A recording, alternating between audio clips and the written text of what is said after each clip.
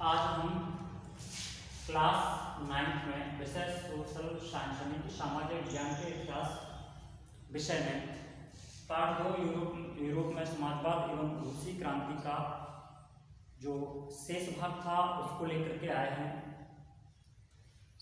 तो उसमें देखिए, सबसे पहले हम देखेंगे पेट्रोग्राद में फरवरी की क्रांति। पेट्रोग्राद में जो फरवरी की क्रांति हुई थी,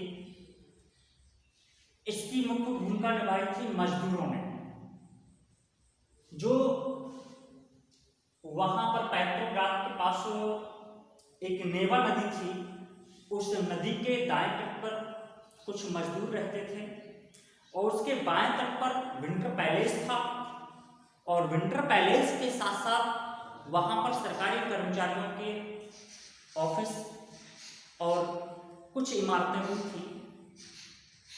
जब बहुत अत्यधिक वहां पर ठंड पड़ी या सर्दी पड़ी, तो मजदूरों में खाने की समस्या उत्पन्न हो गई। जब खाने की समस्या उत्पन्न हुई तो मजदूर आंदोलन के लिए तैयार हुए और उन्होंने आंदोलन अर्थात प्रदर्शन करना शुरू कर दिया। कई कारखानों में मजदूरों द्वारा हड़ताल की गई। हड़ताल की जो शुरुआत हुई थी, ये 22 फरवरी से हड़ताल शुरू की गई थी मजदूरों के द्वारा। पेट्रोग्राद में जो भी आंदोलन या प्रदर्शन हुआ था वो 22 फरवरी से शुरू किया गया था। धीरे धीरे इसी को देखते हुए कई फैक्ट्रियों में तालाबंदी हुई, अर्थात मजदूरों के द्वारा हड़ताल की गई, फैक्ट्रियों में ताले लगाए गए। इसके साथ ही कई क्षेत्रों में भी प्रदर्शनकारी अपना प्रदर्शन करने लगे।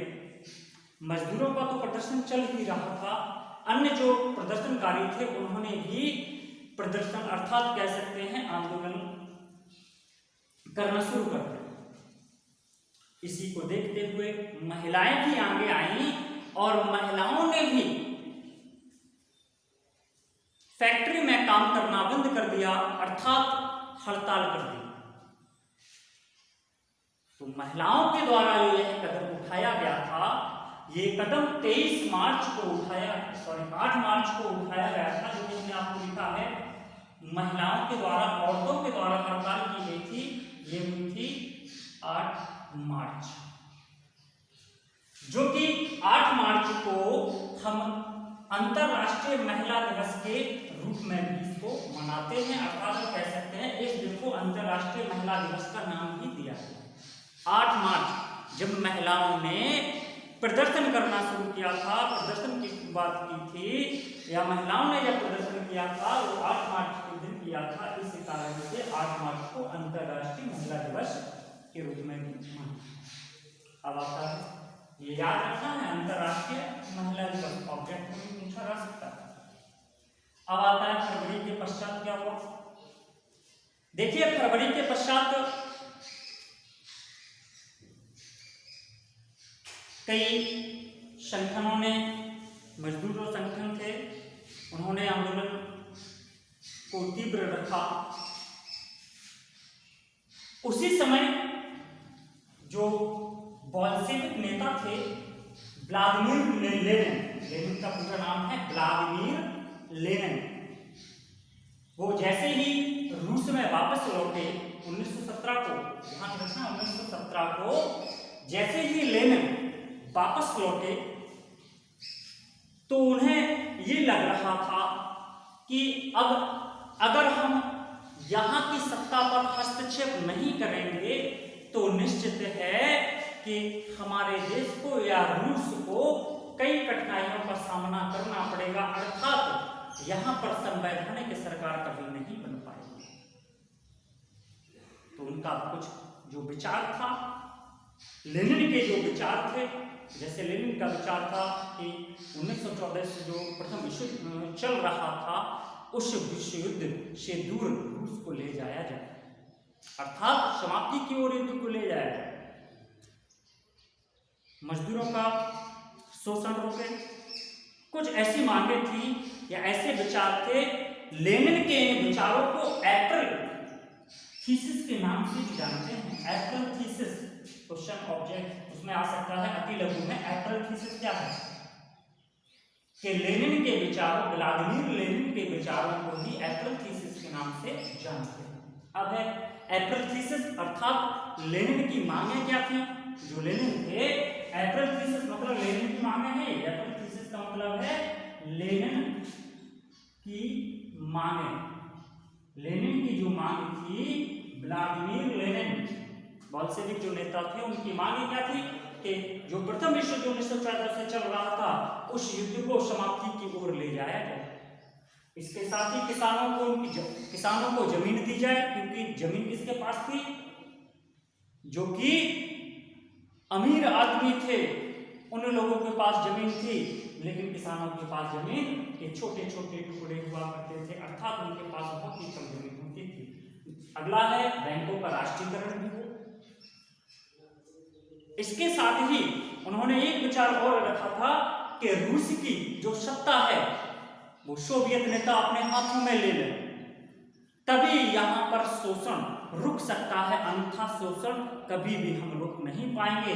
अगर राजतंत्र यहाँ पर रहा, अर्थात जार के हाथों में सत्ता रही, तो हम कभी भी इस शोषण को नहीं रोक पाएंगे। ये लेनिन के विचार थे। अब है ड्यूमा की बर्खास्तगी। हमने आपको पिछले वीडियो में तो बता ही दिया है कि प्रथम ड्यूमा की बर्खास्तगी और द्वितीय, अब तीसरी जो ड्यूमा थी उसकी भी बर्खास्तगी हुई थी 25 फरवरी 1917 को, क्योंकि जब प्रदर्शनकारी ज्यादा प्रदर्शन कर रहे थे तो यहां पर 25 फरवरी 1917 को ड्यूमा को बर्खास्त कर दिया गया। अब आता है सोवियत नेता एवं ड्यूमा। तो हम कुछ और जानकारी भी लेते हैं इसमें। ड्यूमा की बर्खास्तगी के संबंध में कुछ घटनाएं भी हुई थी, उन घटनाओं को देखेंगे।